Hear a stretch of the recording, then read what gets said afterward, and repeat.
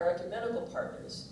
And then we have Lutheran Social Services of the South, they're the ones who are pretty well set up to help these kids. So we've got that whole social service network working together. Then we're working with Lutheran Disaster Response, because we're saying this is a human disaster to have these children coming here. Some of them are as far north as Fort Drum, because there is space up in that base in upstate New York, and so they send the kids up there. So they're working, Lutheran Immigration and Refugee Services, because these are refugees now coming across. They're working on this. And then your office, advocacy office in Washington, along with your bishop and others, are working for immigration reform to see what can be done in the short term, so these kids are not just warehoused, which is what's happening with these kids. They try to make put little pictures up, and they try to make it nice for the kids. So they're working on that. And then the advocacy office, let's fix immigration. And then the Lutheran World Federation and our companion synod relationships, we're being asked by the churches there, help us, we don't want to lose our children anymore. We can't lose these children. So what can be done in the countries of origin so these kids don't have to leave? No one congregation can do that work. But we, as the ELCA, show up and do this, and in partnership with the Lutheran Church Missouri Synod through Lutheran Immigration and Refugee Services, we're doing something. So that's just an example. So when people in your congregation say, we send our money to them, you're just sending your money to us. And us happens to be people who are along the Mexico border. Those are us. I like to tell people that we count on the South Carolina Synod to take care of this part of the Lord's vineyard on behalf of the people who are up in Alaska, because they can't do it. They can't come down here, so you're taking care of the church down here, and you trust them in Alaska to take care of the church up there, as opposed to us seeing that we're not connected to each other. And maybe if we can tell that story. I was in a congregation in New Jersey last Sunday, and they are telling the story to their congregation, saying, no, it's not just some foreign entity in wherever Bishop Bartholomew's office is, and the ELCA is in this other, it's like we're the government, government, and I'm a revenuer. That was a little southern reference there.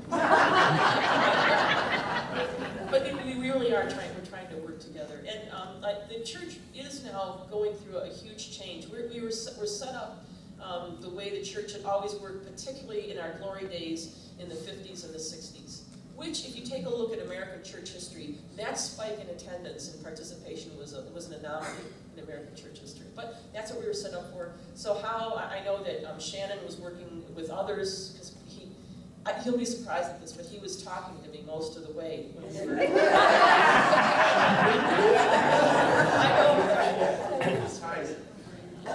And how do we as congregations, as a synodical expression, as church-wide, how do we adjust to what this new reality is, especially when we don't even know what the new reality is going to be? But we're trying.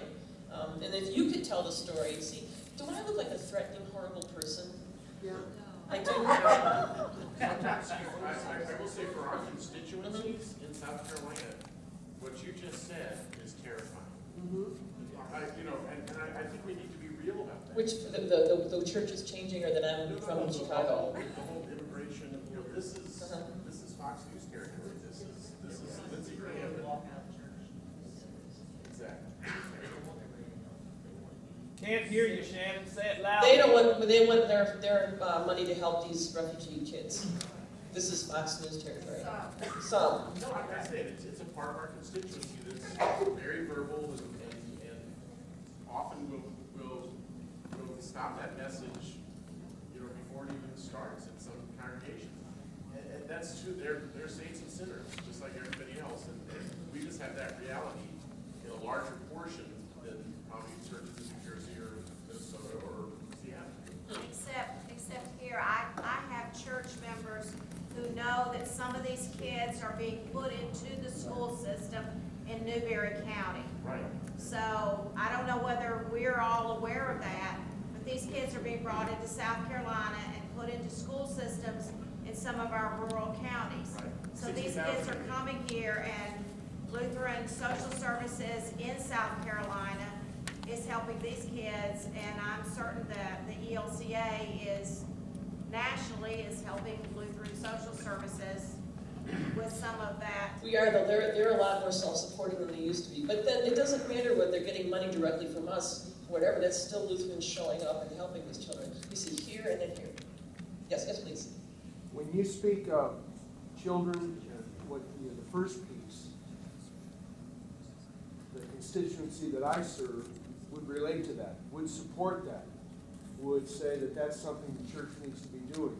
Where we get pushback is when we take it to the piece where we say immigration reform. Now they start to get a little nervous, and where we really get pushback is when the church says, and here's the bill that'll solve the problem, and you as a Lutheran, implication, should be behind this. Then we get into big trouble. Because then once you get back to the parishes, so what you're saying to me is I'm not a good Lutheran if I'm not in favor of that particular way of immigration reform. That gets us in trouble. And it should get us into trouble. That should get us into trouble, because that should not, I mean, there's the conservative part of you saying that the draping the cross and the flag, but this might be the liberal side saying, if you don't do this, you're not a compassionate person. So, and that's a line that we walk, but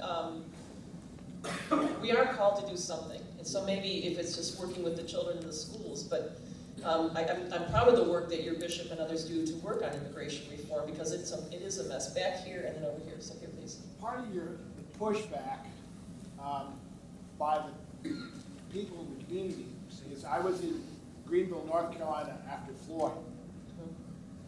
There was, at that point, there was migrant workers. The people who were responsible left. 250,000 migrant workers in eastern North Carolina were just left there. After the flood went and the stuff like that, they came back up with another 250,000, dropped them off and said, we can make this money, we don't have to take care of them. In same way in South Carolina. They come up here and drop them off.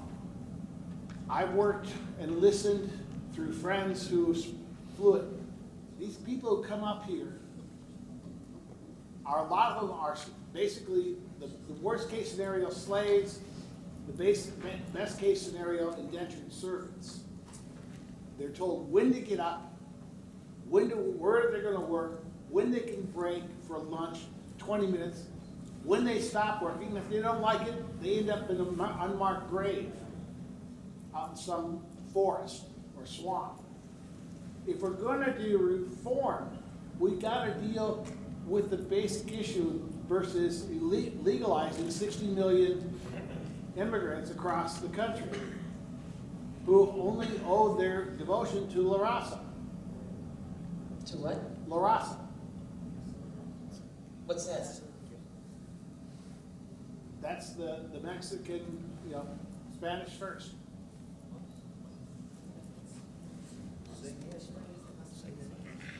Is a Spanish phrase, does it mean Spanish first? It's this group that's basically Well, if they're not ending up in an unmarked graves, it's very simple to say, you don't want to work when I tell you to work for what I'm going to tell you to work for, we'll find somebody else. the problem is that they don't speak or write they don't read or write their own language. They don't speak or write English in any way. Well, see, but no, wait a minute, I'm going to stop that right there. This was why do we have to do things in Spanish? What we see overwhelmingly is that the first generation of folks who come up here speak Spanish, and they don't speak English. Then the next generation is bilingual, and by the third generation, across the board in this country, the kids don't speak Spanish. They become, which is exactly the pattern that my grandparents, my parents, and I did. Which is absolutely correct. But what I'm talking about is the flood by the coyotes and the gangs who have learned we can make millions of dollars by just dropping them off here because the great American people will take them in. Or American corporations are willing to use cheap labor, that's part of the immigration reform. But then that means things are going to be a little bit more expensive for all of us. And the myth, at least, I don't know how it is down here, but the myth that somehow that these people are taking jobs that able-bodied Americans, native-born, want to take is not true. We prayed for a Latino Spanish-speaking missionary to come because we were starting a Latino mission. And oddly enough, in the Cleveland, Youngstown area, we had more Latino mission starts than they did in San Antonio, Texas. We had 2, they had 1, so it's not the other way around. And so I was speaking to this one congregation, and she says, well, why don't they just have worship in English? And I was thinking for a minute, I said, okay, well then you can tell that to the Finns, the Swedes, the Germans, the Hungarians, and the Slovaks, who all still have worship in those languages. They're a million years old, these people. But so that's not true. And then, you know, how many native-born Americans were lined up to be a mission development pastor for a Latino congregation in northeastern Ohio? They're not taking jobs. In fact, most of us, I think they've done some studies, we're not physically fit enough to take that kind of brutal labor. So, okay, someone else had a hand up. There, no, behind you, and then Dan, you'll be next. Yes, sir. I don't know how germane it is to the present discussion, but Doesn't matter, I'm AD, so yeah, great. in the early 2000, 2001, 2002, I was pastoring in Casey, South Carolina, when the Lutheran Family Services Refugee Resettlement Program, we received a grant, or anyway, Somali Bantu were resettled to the Casey, West Columbia area. And our church was the only church with a Casey address. 8 other Lutheran churches in the area. It was a hotbed. And what I learned in that was that this is almost an obvious statement, conservatives love Jesus, liberals love Jesus, but yet we demonize one another. Right. And I learned that the folks that were in opposition to the resettlement couldn't be colored or painted as in one neat little package. That there were concerns they had that were legitimate concerns that made me wonder why we have such a gift in terms of our ecumenical relationships, getting Methodists and Lutherans to talk, getting Episcopalians and Lutherans, and we have a gift of being bridge builders, but yet we seem to be lacking in building a bridge between conservatives and liberals. And quite frankly, some of the ELCA news releases, we don't even pass by our people sometimes because we know how it's going to be heard by this particular demographic, and it's not going to bring people together. Could you help us then? What would, if there's a news release, because that was my contention in the Senate too, where we look like the liberal wing of the Democratic Party of prayer. That's been which is not who we are, but it seems officially that's who we are. So if the next time there comes across a troubling, and you can go on after this, troubling news thing that said this is not going to play with my people, and not because they're hateful bigots and xenophobes, but because it just isn't. If you can tell us what that is and what can we do so that we can frame the story so that people can hear that would be helpful. Because we don't know, we would just keep writing what we're writing. And they're lovely people. Candace and Melissa are lovely people. You would like them, so go ahead, sorry. That's helpful. Just to express that kind of openness in conversation in the church, and to take those news releases and to have some resources that create some dialogue and help folks see the gifts of both sides of the coin, I guess, so to speak. Right, and I think that's something that I've been trying to do. I've been a little stuck. Well, it hasn't been a year yet. I've got till Saturday. but not just with. Thank you, Shannon. You're with this guy, I thought. Not all the time. All right, that's good. So when we had, you called the recent unpleasantness, is that what it's a southern phrase for this? And then the Irish would call it the troubles we had after 2009. And we had this conversation last night. So how do we, not only these political and social issues, but how do we find room as a church for people, not because of an opinion or a part of just a whim, but out of actual convictions, don't think what we did. I happen to think it was a correct decision in 2009, but those folks don't. How do we make sure that this church is big enough so that those people feel, yeah, I'm part of the ELCA and I'm valued? That's a tough one, and the culture's working against us in that one. David Swartling, who was secretary before Chris Berger, he used to say we're a both-and church in an either-or world. And I don't know how you had to hear this in your congregations after 2009, or I don't know if CCM was really called to common mission, if that was really divisive down here. I know it wasn't in Dakotas. But you stand in front of folks, and I don't know if Bishop Yost had to deal with this, but I would stand and they would say, if you don't stand for something, you're going to fall for anything. They didn't understand being a both-and church, that somehow that compromises the language of the devil and that sort of thing. There's your spiritual tie to deepening a spiritual, a sense of ourselves as spiritual people, There you so go. to speak. In terms of moving from dualistic thinking to non-dual thinking, and helping people understand what that is that I just said, in their own language. Right. Yeah. Okay. Now then, did I get Yeah, we've kind of gone beyond the conversation now though, but I was going to say for 10 years I was director of Southeast Asian Ministry in St. Paul, Minnesota. Okay. Oh, Minnesota, she's still there. Minnesota. Originally from North Dakota, don't you know? And and I would be asked to speak in all of our Lutheran congregations, and sometimes many times, and I always get the same thing. Why don't they speak English? They're here now, they've got to learn to speak English. They've got such large families. They don't have an education, and it is true. We had 40,000 homes that I worked with, or that the ministry worked with while I was there, and only one of them had had an education. By the time I left 10 years later, all of the teenagers had graduated from high school. Most of them had gone on to college. Many of them had doctor's degrees. My grandparents came from Germans who lived in Russia. My grandmother was in... So you're a Volga German then? Oh, yeah. On the other side of the family, I'm pure German, but they never said they were Russians. They were Germans who lived. That's right, we're Transylvanian Saxons, so we'll never say that we're Romanians on my mother's side. Anyway, my grandmother, my Wilson Luther, was 60 before she spoke English. She was a very formidable person, scared the crap out of me. Until I got to know her when she started to speak English. In my dad's family, there were 12 kids. What's different? It sounds the same as a Hmong family to me. And I think probably when we came over in our ethnic ways, particularly in the middle of the 1800s, I think we were frightening to people.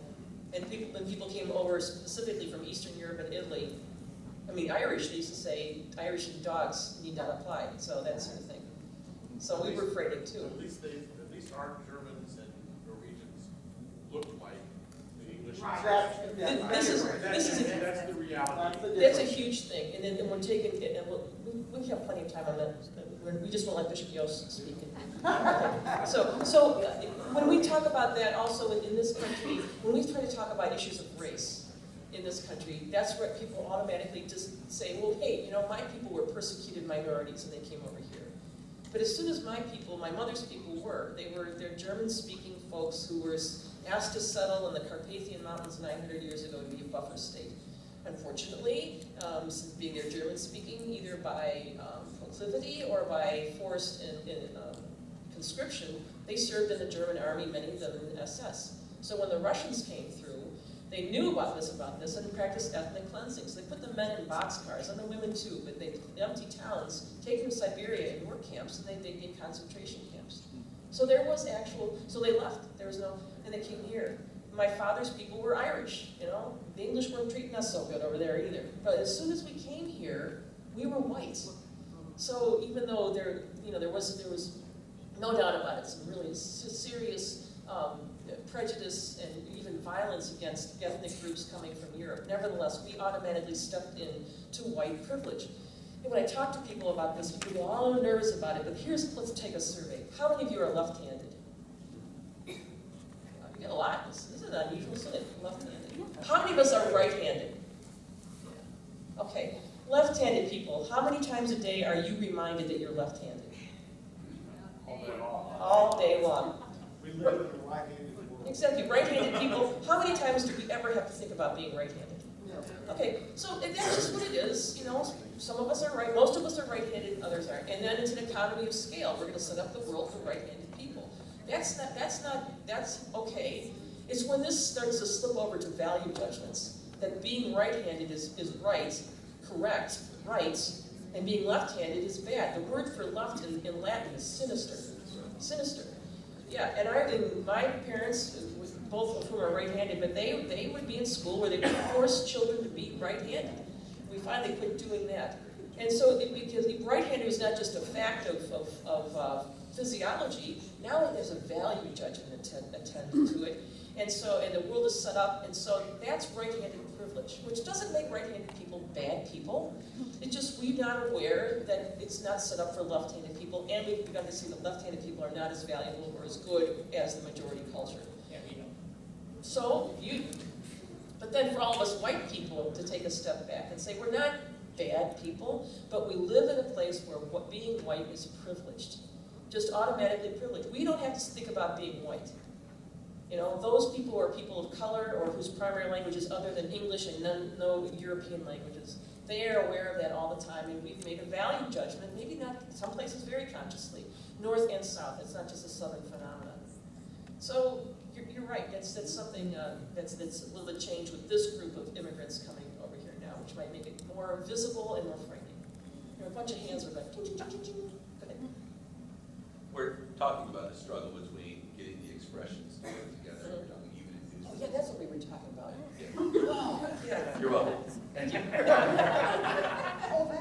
When we do Bible study, and we do that a lot, you know, we're looking at New Testament theology, we're talking about all sorts of things where some are this and some are that and some are this, or there's room for hand and foot in the body of Christ.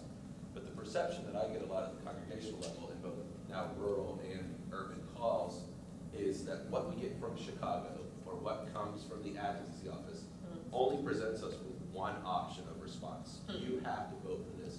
I have people come to me every time there's an advocacy email sent to them. Is this my only option?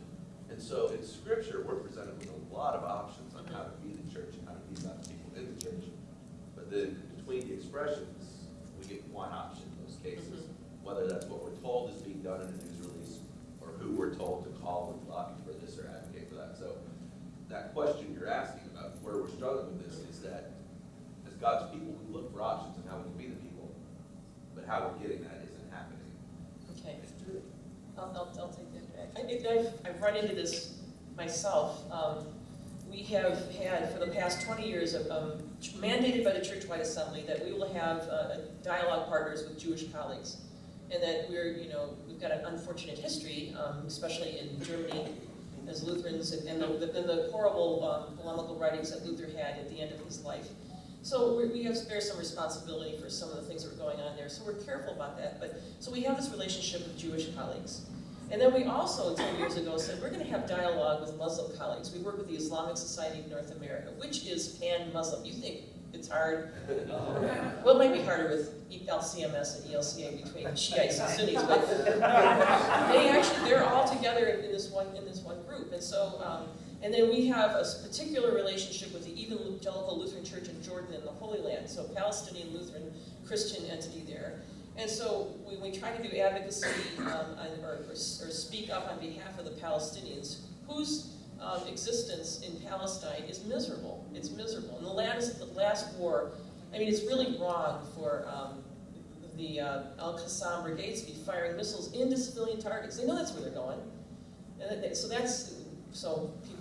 that's one part. But then for Israel to then, this disproportionate response causes a lot of suffering for people. And if you want to say that the Hamas people are hiding in these schools and places like that, that's probably true in some cases, but it's a big mess. So anyways, we're trying to walk this line of, we have this relationship with the Jewish colleagues, and that's something that's important to us, and with our Muslim colleagues.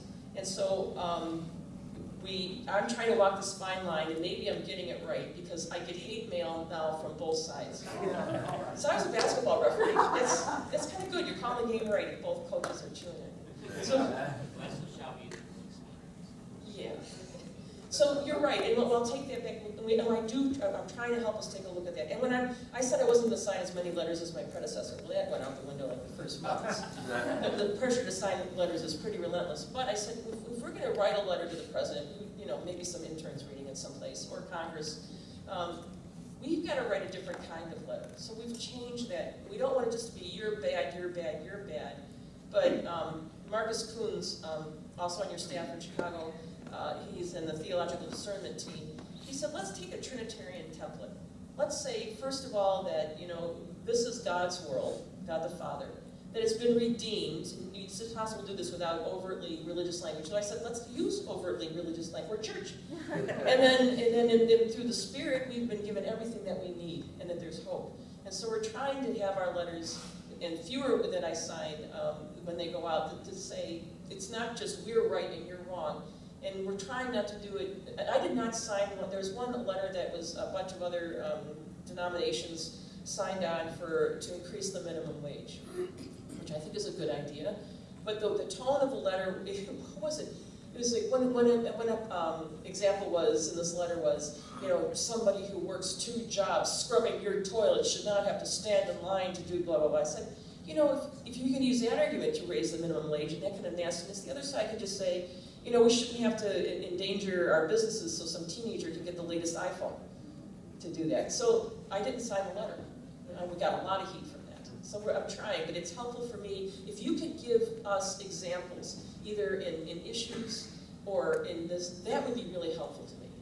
So Shannon and then back here. No, I'm gonna say let's, Uh-oh. we're gonna change the schedule like we did, we're not gonna make an official response, but I still think we should stop, take a quick break, and see some people. The coffees get too, okay, really quickly, and then we'll take a quick break. Just, real quick, one of the things about it. He likes my sweater. Yeah, it's on Facebook now.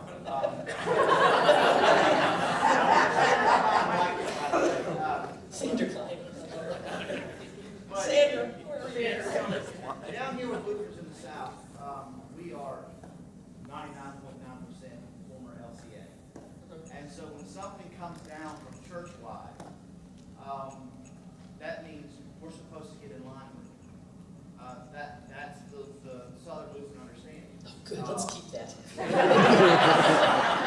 The problem is when it's overtly political and politics that we don't particularly agree with, that's when we really struggle, because we're supposed to agree with what church-wide says, because that's what Lutherans do. We agree with what church-wide says, but we don't agree with what church-wide say, and so it causes this contradiction.